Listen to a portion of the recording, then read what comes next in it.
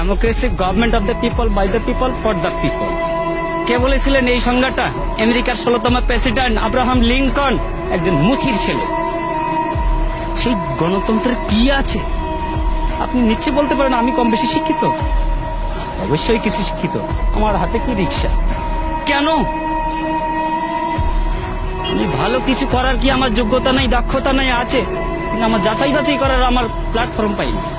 তার আগে ওনারা খেলা শুরু করেছেন, খেলা হবে, খেলা হবে। আরে কি খেলা হবে? আপনি কি খেলতে চান?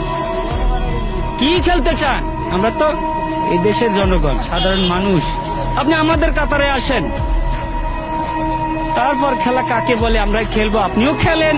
দেশ স্বাধীন হয়েছে, এই স্বাধীনতার দলিলটা কার কাছে আছে? দলিলটা কার কাছে আছে? ওই বলেছিলেন না, ভুট্টো সাহেব বলেছিলেন, যাও তোমার দিল্লির পূর্বদের কাছে যাও। সেই দিল্লির পূর্বদের কাছেই আছে, যে কারণে তোমার ওই মাসি পিসি সম্পর্কটা। আমরা ইলিশ খেতে পারি না, তুমি পূজার সময় 35,000 টন দাও, বৈশাখে দাও, আর ইলিশ দিয়ে তোমরা খাইতে চাও। আমার আছে 42 বছর বয়সে, আমি পাইনি আজ পর্যন্ত নিজের হাতে নিজে রোজগার করা টাকা দিয়ে এক পিস ছোট হোক বড় হোক একটা ইলিশ মাছ কিনতে। আরে বৈশাখ মাসে আমরা ইলিশ দিয়ে পান্তাবো কোথার থেকে? লবণ দিয়ে তো খাওয়ার সুযোগ পাই না। মানুষের কমপক্ষে 5টা মৌলিক অধিকার আছে।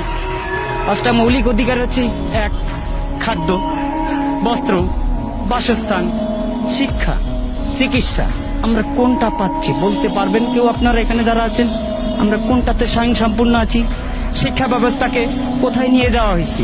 শিক্ষা ব্যবস্থাকে এমন একটা জায়গায় নিয়ে যাওয়া হয়েছে যেখানে ব্যবসা তো আছেই, কিন্তু শিক্ষা ব্যবস্থা, আগামীকাল থেকে পরীক্ষা আছে কিছু কিছু জায়গায়।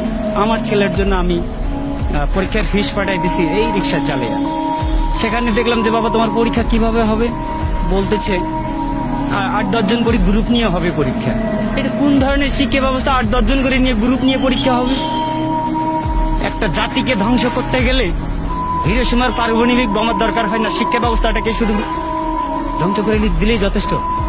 সেই ব্যবস্থাই করে